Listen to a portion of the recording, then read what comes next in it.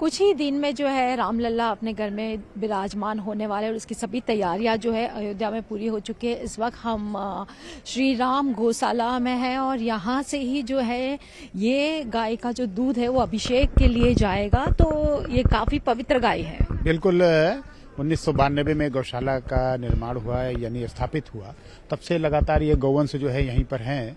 इसमें एक गौ थी गंगा, जिसका जो है वंश जो है अभी भी चल रहा है और लगभग ये 60 के आसपास गौवंश है जिनको जो है यहाँ पर सुरक्षित और संरक्षित किया जा रहा है।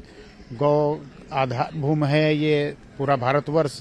हम समझते हैं कि कृषि व्यवस्था भी जो है गौ के आधार पर ही चलती रही है और गौ का संरक्षण होना चाहिए, संवर्धन होना चाहिए, साथ साथ इसका विकास भी होना चाहिए। 33 कोटि देवी देवता जिसमें विराजमान हो, उनका संरक्षण आवश्यक है। और चूंकि गंगा की जहाँ तक बात है, गंगा 1992 में यहाँ पर आई और अब तो नहीं है हम लोगों के बीच में, लेकिन उसके वंश जो हैं अभी भी हैं। और रामलला का भव्य और दिव्य मंदिर का निर्माण होने जा रहा है। रामलला अपने अधिष्ठान पर विराजमान होने जा रहे हैं। तो ये गौशाला को जो है बड़ा सौभाग्य प्राप्त हुआ कि इसके दुग्ध से जो है रामलला का जो है अभिषेक हो या वहाँ पर प्रसाद का वितरण हो, उसमें इसका समाहित हो। ये कितने लीटर दूध से अभिषेक होगा उस दिन? अब देखिए क्या है कि अभी तो वैदिकों के ऊपर है कि वो कितना स्वीकार करते हैं, लेकिन यहाँ पर लगभग 40 से 50 लीटर प्रतिदिन दूध निकलता है। अब उसमें से वो 11 लीटर भी ले सकते हैं, 21 लीटर भी ले सकते हैं, या हो सकता है उससे भी कम, क्योंकि अभिषेक तो रामलला का होना है। प्रसाद वितरण तो सब में होगा, लेकिन ये है कि ये दुग्ध जो है अगर वहाँ जाएगा तो ये सौभाग्य है कि यहाँ पर गौ का जो है विकास होगा और गौ का पालन की प्रेरणा लोगों को मिलेगी।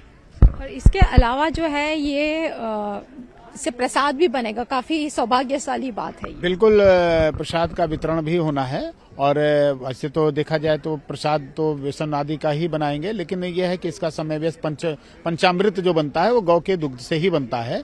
गौ घृत वगैरह जो उपयोग होता है उसके द्वारा बनता है। तो ये जो है गाय का दूध जो है उसमें समावेश हो, यही हम सब गौशाला के लोगों की मांग भी है और हम लोगों का सौभाग्य भी है। अभी कितनी गायें हैं गौशाला में? अभी गौवंश जो है वो 60 के हैं, लगभग 30 से 32 गौएं हैं यहाँ पर, और साथ साथ उनके बच्चे भी हैं और कुछ जो है बछड़े भी हैं। तो इस प्रकार से जो है ये लगभग 60 की संख्या है यहाँ पर। तो आपने सुना कि ये जो गौशाला है, इनकी गाय से जो दूध आएगा उसी से अभिषेक किया जाएगा और साथ में ही जो है प्रसाद में भी जो है इसी दूध का इस्तेमाल किया जाएगा। कैमरामैन बंटी के साथ प्रीति सोमपुरा, नेटवर्क 18 अयोध्या।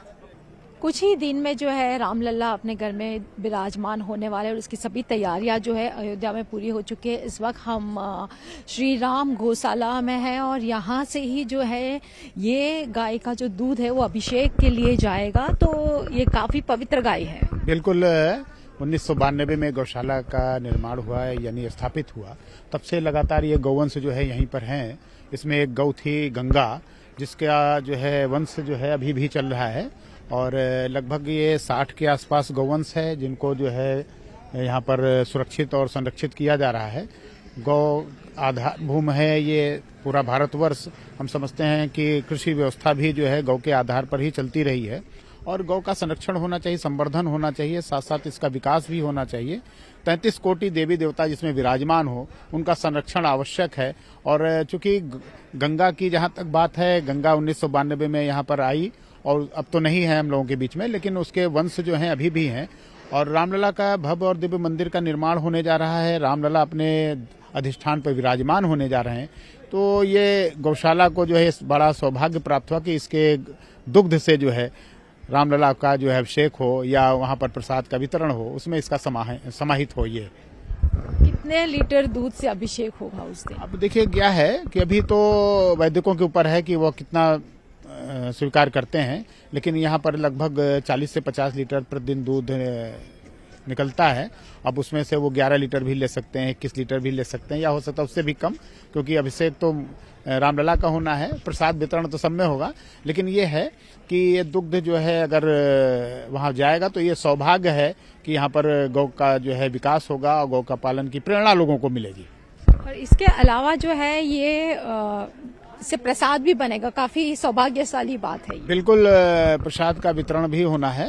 और वैसे तो देखा जाए तो प्रसाद तो बेसन आदि का ही बनाएंगे, लेकिन यह है कि इसका समावेश पंचामृत जो बनता है वो गौ के दुग्ध से ही बनता है, गौ घृत वगैरह जो उपयोग होता है उसके द्वारा बनता है। तो ये जो है गाय का दूध जो है उसमें समावेश हो, यही हम सब गौशाला के लोगों की मांग भी है और हम लोगों का सौभाग्य भी है। अभी कितनी गायें हैं गौशाला में? अभी गौवंश जो है वो 60 के है, लगभग 30 से 32 गौएं हैं यहाँ पर, और साथ साथ उनके बच्चे भी हैं और कुछ जो है बछड़े भी हैं।